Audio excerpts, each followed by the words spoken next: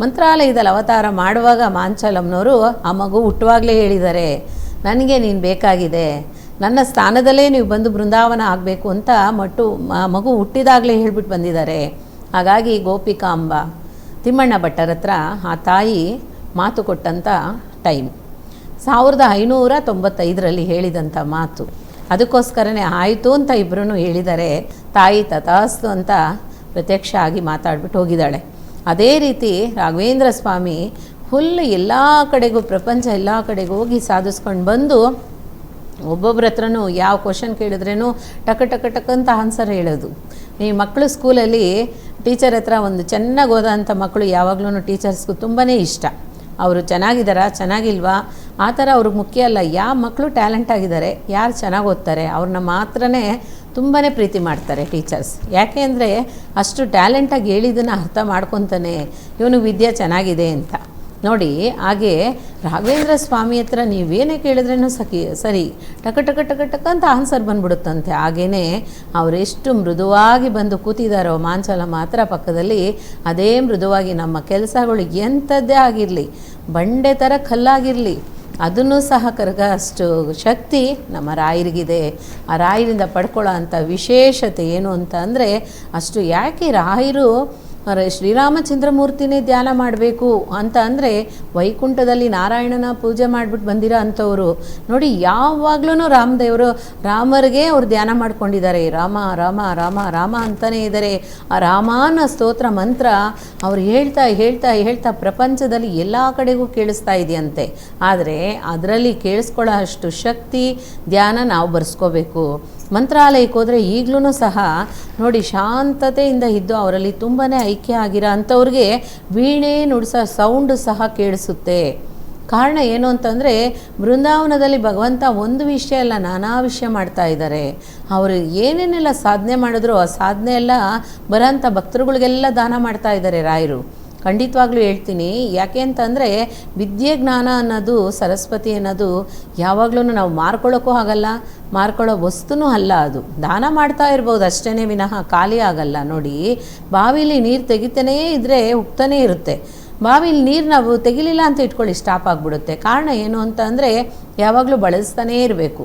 ಬಳಸ್ತಾ ಬಳಸ್ತಾ ಬಳಸ್ತಾ ಬರ್ತಾನೆ ಇರುತ್ತೆ. ಹಾಗೆ ಆ ಶಿವನ ಕಣ್ಣು ಕ್ಲೋಸ್ ಆಗೋದಿಲ್ಲ. 3 ಕಣ್ಣು ಕೊಟ್ಟಿರ್ತಾನೆ ಬಾವಿಲಿ ನೀರು ತೆಗೆಯುವಾಗ, ಆ 3 ಕಣ್ಣನ್ನು ಮುಚ್ಚೋದಿಲ್ಲ ಅಂತ ಹೇಳ್ತಾರೆ. ಆಗ ಆ ರೀತಿ ನಮ್ಮ ರಾಯರಿಗೆ ಎಷ್ಟೇ ನೀವು ಬೇಡ್ಕೊತಾ ಇರಿ, ಖಂಡಿತವಾಗ್ಲೂ ನಮ್ಮ ರಾಯರು ಬಂದುಬಿಟ್ರು ಅಂದರೆ ನಮ್ಮ ಹತ್ರ ಏನು ಕಷ್ಟ ಇದೆ ಎಲ್ಲನೂ ಮಾಯೇನೆ. ಖಂಡಿತವಾಗ್ಲೂ ಒಂದೊಂದು ವಿಷಯನೂ ಒಳ್ಳೆಯದಾಗಲಿ. ಆ ಶ್ರೀರಾಮಚಂದ್ರ ಮೂರ್ತಿನ ಧ್ಯಾನ ಮಾಡೋ ರಾಯರ ಹತ್ರ ನಾವು ರಾಯರನ್ನ ಧ್ಯಾನ ಮಾಡುವಾಗ ರಾಯರಿಗೆ ಎಷ್ಟು ಪವರ್ ರಾಮ ಕೊಡ್ತಾನೋ ಅದೇ ಪವರು ರಾಯರು ನಮಗೆ ಕೊಡ್ತಾರಂತೆ. ಖಂಡಿತವಾಗ್ಲೂ 1 ನಿಮಿಷ ಇಲ್ಲ, 10 ನಿಮಿಷ ಇಲ್ಲ, 5 ನಿಮಿಷ ಇಲ್ಲ, ನಿಮ್ಗೆ ಅನುಕೂಲತೆ ಹೇಗಿದೆಯೋ ಹಾಗೆ ಒಂದು ರಾಯರ ಹಾಡನ್ನು ಹಾಕ್ಕೊಳ್ಳಿ. ಇಲ್ಲ ನಿಮ್ಗೆ ಯಾವ್ದು ಇಷ್ಟ ಆಗುತ್ತೋ ಆ ಹಾಡನ್ನು ಹಾಕ್ಕೊಳ್ಳಿ. ಅದ್ರ ಜೊತೇಲಿ ನೀವು ಹಾಡ್ತಾನೆ ಕಣ್ಣು ಮುಚ್ಚಬೇಡಿ. ಕಣ್ಣು ಮುಚ್ಚಿಬಿಟ್ರೆ ನಿಮಗೆ ನಿದ್ದೆ ಬಂದುಬಿಡುತ್ತೆ. ಕಣ್ಣು ಮುಚ್ಚಬೇಡಿ. ಇಲ್ಲ ನನ್ನಿಂದ ಧ್ಯಾನ ಮಾಡೋ ಶಕ್ತಿ ನನಗಿದೆ ಅನ್ನೋದಿದ್ದರೆ ಕಣ್ಣು ಮುಚ್ಕೋಬೋದು. ಇಲ್ಲ ನಂಗೆ ಕಣ್ಣು ಮುಚ್ಕೊಂಡ್ರೆ ನಾನಾ ಚಿಂತೆ ಬರುತ್ತೆ ಅಂದರೆ ಮುಚ್ಚಬೇಡಿ. ಧ್ಯಾನ ಮಾಡ್ತಾ ಹೋಗ್ತಾ ಇರಿ. ಖಂಡಿತವಾಗ್ಲೂ ಆ ಭಗವಂತ ರಾಮ ಬಾಣಕ್ಕೆ ಎಷ್ಟು ಶಕ್ತಿ ಇದೆಯೋ ಅಷ್ಟೇ ಅದೃಷ್ಟ ನಮಗೂ ಸಿಗಲಿ ಅಂತ ಪ್ರಾರ್ಥನೆ ಮಾಡ್ತೀನಿ. ಎಲ್ರಿಗೂ ಒಳ್ಳೆಯದಾಗಲಿ. ಗುರುರಾಯರ ಅನುಗ್ರಹ ಆಶೀರ್ವಾದ ಸದಾಕಾಲ ಎಲ್ಲ ಜೀವರಾಶಿಯಲ್ಲೂ ಇರಬೇಕು. ಗುರುವೇ ಶರಣಂ. ವೀಕ್ಷಕರೇ, ಪ್ರತಿ ಬಾರಿಯೂ ಸಹ ಕಷ್ಟಗಳಾಗಿರ್ಬೋದು, ಸಮಸ್ಯೆಗಳಾಗಿರ್ಬೋದು ಸರ್ವೇ ಸಾಮಾನ್ಯವಾಗಿ ಮನುಷ್ಯನ ಜೀವನದಲ್ಲಿ ಕಂಡು ಬರ್ತಾನೆ ಇರುತ್ತೆ. ಪ್ರತಿಯೊಂದು ಕಷ್ಟಕ್ಕೂ ಸಹ ಒಂದಲ್ಲ ಒಂದು ಪರಿಹಾರ ಇರುತ್ತೆ. ಅಂತಹ ಪರಿಹಾರವನ್ನು ನಾವು ಹೇಗೆ ಉಳ್ಕೊಂಡು ಹೋಗ್ತೀವಿ ಅನ್ನೋದು ಬಹಳ ಮುಖ್ಯ. ಯಾವುದೇ ರೀತಿಯ ಕಷ್ಟಗಳಾಗಿರ್ಬೋದು, ಶಿಕ್ಷಣ ಆಗಿರ್ಬೋದು, ಉದ್ಯೋಗ ಆಗಿರ್ಬೋದು, ದಾಂಪತ್ಯದಲ್ಲಿ ಕಲಹ ಉಂಟಾಗ್ತಾ ಇರುವಂಥದ್ದಾಗಿರ್ಬೋದು, ಅದೇ ರೀತಿಯಾಗಿ ಮದುವೆ ವಿಳಂಬ ಆಗ್ತಾ ಇದೆ, ಮನೆ ಕಟ್ಟಕ್ಕಾಗ್ತಾ ಇಲ್ಲ, ಪ್ರೀತಿ ಪ್ರೇಮದಲ್ಲಿ ಒಂದಷ್ಟು ಗೊಂದಲಗಳು ಉಂಟಾಗ್ತಾ ಇದೆ, ಈ ರೀತಿಯ ಒಂದಷ್ಟು ಸಮಸ್ಯೆಗಳು ನಿಮ್ಮನ್ನು ಕಾಡ್ತಾ ಇರುತ್ತೆ. ಖಂಡಿತವಾಗೂ ನಿಮ್ಮ ಸ್ಕ್ರೀನ್ ಮೇಲೆ ಡಿಸ್ಪ್ಲೇ ಆಗ್ತಿರುವಂತಹ ನಂಬರ್ಗೆ ಕರೆ ಮಾಡಿ ಎಲ್ಲ ರೀತಿಯ ಸಮಸ್ಯೆಗಳಿಗೂ ಸಹ ಗುರುಮಾತಾ ನಿಮಗೆ ಪರಿಹಾರವನ್ನು ಕೊಡ್ತಾ ಹೋಗ್ತಾರೆ. ಇನ್ನು ನೇರ ಭೇಟಿಗಾಗಿ ಸಂಪರ್ಕಿಸಿ ಅನ್ನುವಂತಹ ನಂಬರ್ ಸಹ ಡಿಸ್ಪ್ಲೇ ಆಗ್ತಾ ಇದೆ.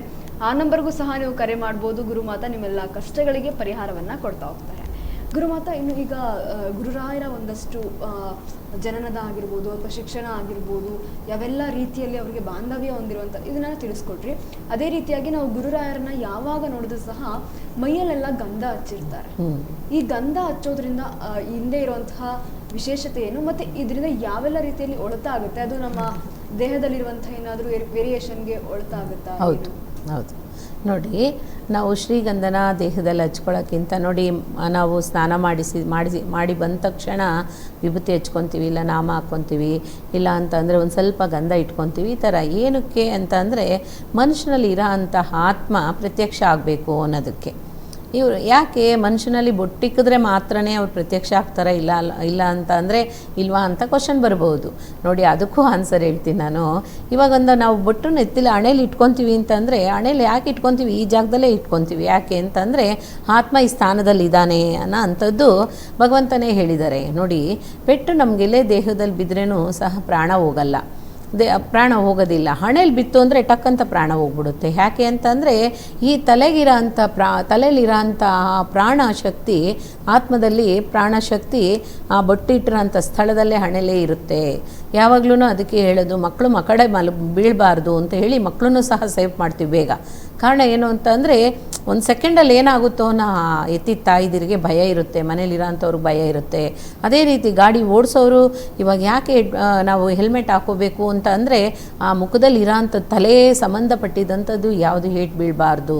ಅದರಲ್ಲೂ ಮುಖದಲ್ಲಿ ಇರೋ ಅಂಥ ಬೊಟ್ಟಿರೋ ಅಂಥ ಸ್ಥಳದಲ್ಲಿ ಆತ್ಮ ವಾಸಸ್ಥಾನಕ್ಕೆ ಏನೂ ಆಗಬಾರ್ದು ಅನ್ನೋಂಥದ್ದು.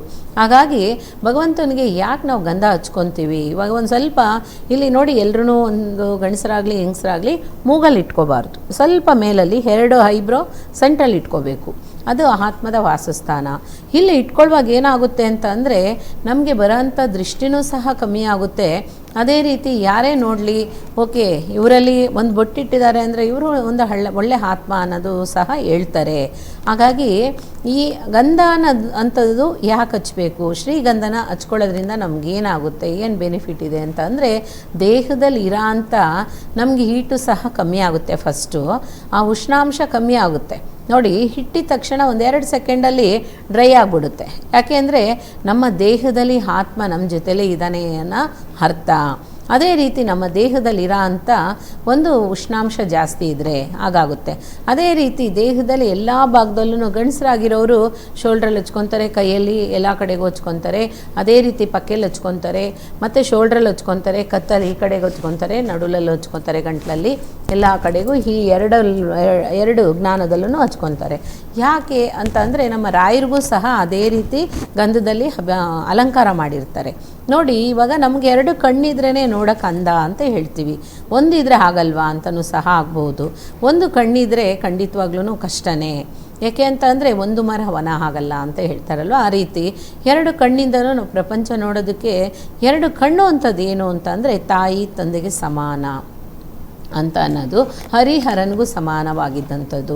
ಹಾಗಾಗಿ ನಾವು ಆ ಶ್ರೀಗಂಧ ಹಚ್ಚೋದ್ರಿಂದ ನಮ್ಮ ದೇಹ ಉಷ್ಣಾಂಶ ಮಾತ್ರ ಕಮ್ಮಿ ಅಲ್ಲ, ದೇಹದಲ್ಲಿ ಆಗ್ತಾ ಇರೋ ಅಂಥದ್ದು ಏನೇ ಆಗಿರಲಿ, ತೊಂದರೆಗಳು, ದೃಷ್ಟಿಗಳಾಗಿರಲಿ ಅಥವಾ ಎಂಥದ್ದೇ ಆಗಿರಲಿ, ಸ್ವಲ್ಪ ತಾಳ್ಮೆ ಮಾಡುತ್ತೆ. ನಮ್ಮ ದೇಹನ ಉಷ್ಣಾಂಶ ಕಮ್ಮಿ ಹಾಕಿ ಆ ದೇಹನ ಸ್ವಲ್ಪ ಸರಿಪಡಿಸುತ್ತೆ. ಅದೇ ರೀತಿ ನಾನು ಹಚ್ಕೊಂಡ್ಬಿಟ್ಟಿದ ತಕ್ಷಣ ತುಂಬಾ ದೊಡ್ಡ ಗ್ರೇಟಲ್ಲಿದ್ದೀನಿ ಆ ಥರ ಅಲ್ಲ. ಗಂಧನ ಹಚ್ಚೋದ್ರಿಂದ ನಮ್ಮ ದೇಹ ಆರೋಗ್ಯನೂ ಸರಿಯಾಗುತ್ತೆ. ದೇಹದಲ್ಲಿ ಆಗ್ತಾ ಇರೋದು ಸ್ಕಿನ್ ಅಲರ್ಜಿ ಸಹ ಹೋಗುತ್ತೆ. ಒಬ್ಬೊಬ್ರಿಗೆ ಸ್ಕಿನ್ ಅಲರ್ಜಿ ಇರುತ್ತೆ. ಏನು ಅಂತಂದರೆ ಯಾವಾಗಲೂ ಇಚ್ಚಿಂಗ್ ಆಗಿ ಜಾಸ್ತಿ ಇರುತ್ತೆ, ಇಲ್ಲ ಅಂತ ಅಂದರೆ ಉರಿಯೋದು ಜಾಸ್ತಿ ಆಗಿರುತ್ತೆ.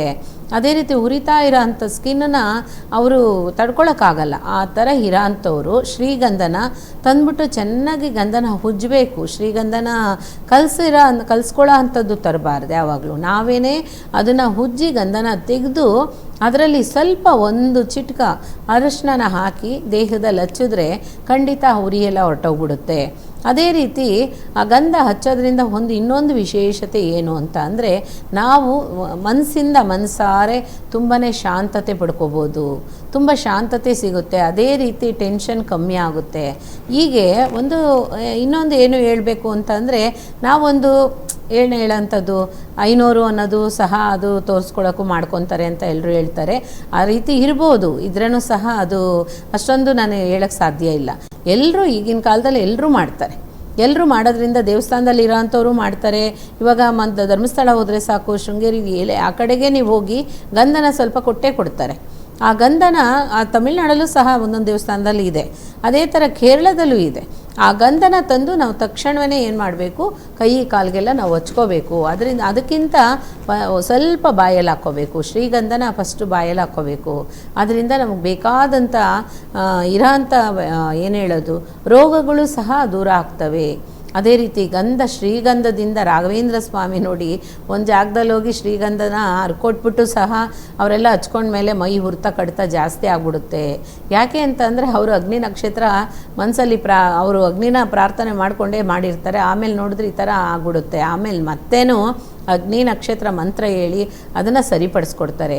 ರಾಘವೇಂದ್ರ ಸ್ವಾಮಿ ಧ್ಯಾನ ಮಾಡ್ತಾ ಮಾಡ್ತಾ ಮಾಡ್ತಾ ಮಾಡ್ತಾ ಅದು ಅವ್ರಿಗೆ ಬಂದ್ಬಿಟ್ಟಿರುತ್ತೆ. ಆಮೇಲೆ ನೋಡಿದ್ರೆ ಕರೆಕ್ಟಾಗಿ ಎಲ್ಲನೂ ಸರಿ ಮಾಡೋ ಅಂಥ ಸಮಯನೂ ಅವ್ರಿಗೆ ಹುರ್ತ ಜಾಸ್ತಿ ಆಗ್ತಾ ಕಡಿತ ಜಾಸ್ತಿ ಆಗ್ತಾ ಹೇಳಿದ್ಮೇಲೆ ಅವ್ರಿಗೆ ಒಂಥರ ಆಗ್ಬಿಟ್ಟು ಭಗವಂತ ಪ್ರಾರ್ಥನೆ ಮಾಡಿ ಅಗ್ನಿದೇವನ ಬರೆಸ್ಕೊಂಡು ಆ ಮಂತ್ರ ಹೇಳಿ ಅದನ್ನು ಶಾಂತಿ ಮಾಡ್ತಾರೆ.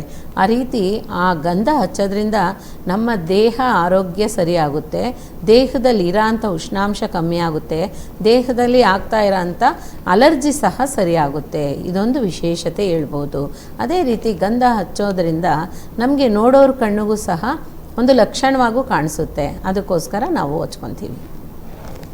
ಗುರುಮಾತ, ಇನ್ನು ಇವಾಗ ಗಂಧ ಹಚ್ಚೋದ್ರಿಂದ ಅಂತ ತಿಳಿಸ್ಕೊಟ್ರಿ. ಅದೇ ರೀತಿಯಾಗಿ ಇವಾಗ ಚಿಕ್ಕ ಮಕ್ಕಳಿಗೆ ಏನಾದ್ರು ಶೀತ ಆದಾಗೆಲ್ಲ ಗಂಧ ಹಚ್ತಾರೆ, ಅದನ್ನ ಯಾವ ಕಾರಣಕ್ಕೆ ಅಂತ ಹಚ್ಚೋದು? ಮಕ್ಕಳಿಗೆ ನೋಡಿ ತುಂಬಾ ಕೋಲ್ಡ್ ಇರೋಂಥ ಟೈಮಲ್ಲಿ ಪಚ್ಚ ಕರ್ಪೂರ ಮತ್ತು ಸ್ವಲ್ಪ ಕೊಬ್ಬರಿ ಎಣ್ಣೆ ಮಿಕ್ಸ್ ಮಾಡಿ ದೇಹನೆಲ್ಲ ಹಚ್ಬಿಡ್ತಾರೆ. ಹಚ್ಬಿಟ್ಟು ಒಂದು 10 ನಿಮಿಷ ಬಿಟ್ಕೊಂಡು ಶ್ರೀಗಂಧನ ತಂದು ಶ್ರೀಗಂಧನ ಚೆನ್ನಾಗಿ ಹರಿದ್ಬಿಟ್ಟು ನೈಸಾಗಿ ಅದು ಬೆಣ್ಣೆ ಥರ ಇರಬೇಕು. ಯಾಕೆಂದರೆ ಚಿಕ್ಕ ಪುಟಾಣಿಗಳಿಗೆ ಸ್ಕಿನ್ನು ತುಂಬಾ ಸ್ಮೂತು. ಅದಕ್ಕೋಸ್ಕರನೇ ಗಂಧನ ಹರಿಬೇಕು. ಯಾವಾಗಲೂ ಪೌಡ್ರ್ ಹಾಕ್ಬಿಡ್ಬಾರ್ದು. ಪೌಡ್ರಲ್ಲಿ ಕೆಮಿಕಲ್ ಇದ್ದೇ ಇರುತ್ತೆ. ಅದಕ್ಕೆ ಗಂಧದ ಚಕ್ಕೆಯಿಂದನೇ ನಾವು ಗಂಧ ಹರಿಯೋ ಅಂಥದ್ದು. ಹರಿದ್ಬಿಟ್ಟು ಅದನ್ನು ಪೇಸ್ಟ್ ಮಾಡಿ ಒಂದು 2 ಮಿನಿಟ್ಸ್ 2 ನಿಮಿಷ ವಿಳೆದೆಲೆ ಮೇಲೆ ಹಾಕಿಟ್ಬಿಡಬೇಕು. ಹಾಕಿದ್ಮೇಲೆ ಆ ಎಲೆ ಎಲ್ಲ ಡ್ರೈ ಆಗ್ತೈತೆ. ಸ್ವಲ್ಪ ಆದಮೇಲೆ ದೇಹದಲ್ಲಿ ಫಸ್ಟು ಚೆಸ್ಟಲ್ಲಿ ಹಾಕಬೇಕು, ಆಮೇಲೆ ಬೆನ್ನಿಂದಗಡೆ ಹಾಕಬೇಕು ಮಕ್ಕಳಿಗೆ, ಚಿಕ್ಕ ಮಕ್ಕಳು ಪುಟಾಣಿಗಳಿಗೆ. ಆಮೇಲೆ ಶೋಲ್ಡ್ರಲ್ಲಿ ಹಾಕಬೇಕು. ಸ್ವಲ್ಪ ಅಡಿ ಹೊಟ್ಟೆಲಿ ಹಾಕಿದ್ರೆ ಕೆಳಗಡೆ ಹೊಟ್ಟೆಲಿ ಹಾಕಿದಾಗ ಆ ಮಕ್ಕಳು ಅಳೋದನ್ನ ಕಮ್ಮಿ ಮಾಡ್ತಾರೆ. ಅದೇ ರೀತಿ ಬೇಕಾದಂಥದ್ದು ಕೆಟ್ಟ ಕನಸು ಮಕ್ಕಳಿಗೂ ಬರುತ್ತೆ ನೋಡಿ. ಮಗಳು ಮಲ್ಕೊಂಡು ನಿದ್ದೆ ಮಾಡ್ತಾ ಇರ್ತಾರೆ, ಟಕ್ಕಂತ ಬೆಚ್ಚಿಬೀಳ್ತವೆ, ಅಳ್ತವೆ. ಏನು ಅಂತಲೇ ಗೊತ್ತಿರಲ್ಲ, ನಮಗೆ ನಗು ಬರುತ್ತೆ ನೋಡುವಾಗ. ಕಾರಣ ಏನು ಅಂತಂದರೆ ಅದು ಏನು ಕನ್ಸ್ಕೊಂಡಿತ್ತೋ ನಮಗೆ ಗೊತ್ತಿಲ್ಲ, ಆದರೆ ನಗ್ತಾ ಇರುತ್ತೆ. ಒಂದೊಂದು ಟೈಮ್ ನೋಡಿದ್ರೆ ತಾನಾಗೆ ಹೇಳ್ತಾ ಇರುತ್ತೆ. ಈ ಥರ ಇರೋಂಥದ್ದೆಲ್ಲನೂ ಸ್ವಲ್ಪ ಸರಿಯಾಗುತ್ತೆ.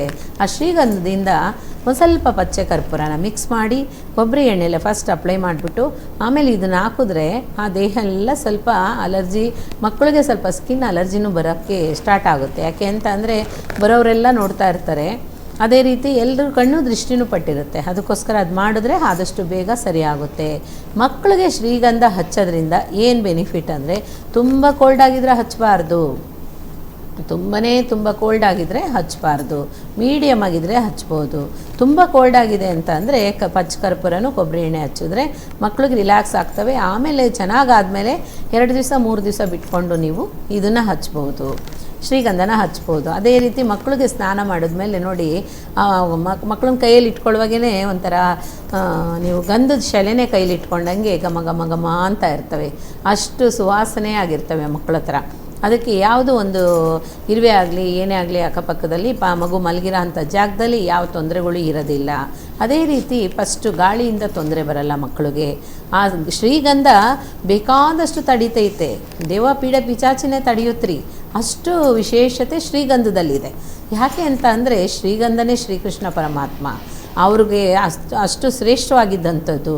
ಅದಕ್ಕೆ ಹೇಳೋದು ಯಾವಾಗಲೂ ಆ ಗಂಧದಲ್ಲಿ ಇರೋಂಥ ಶ್ರೇಷ್ಠ ಯಾವುದ್ರಲ್ಲೂ ಇರಲ್ಲ, ಅಷ್ಟು ಒಂದು ಇದಿದೆ. ಅದೇ ರೀತಿ ವಿಭೂತಿ ತಗೊಳ್ಳಿ. ವಿಭೂತಿಲೇ ನಾವು ಮಾಡೋ ಅಂಥದ್ದು ಒಂದು ಸಗಣಿಯಿಂದ ಪಚ್ಚೆ ಕರ್ಪೂರ, ಅದರಿಂದ ಮಾಡೋ ಅಂಥ ಒಂದು ವಿಭೂತಿ ಪೌಡ್ರು.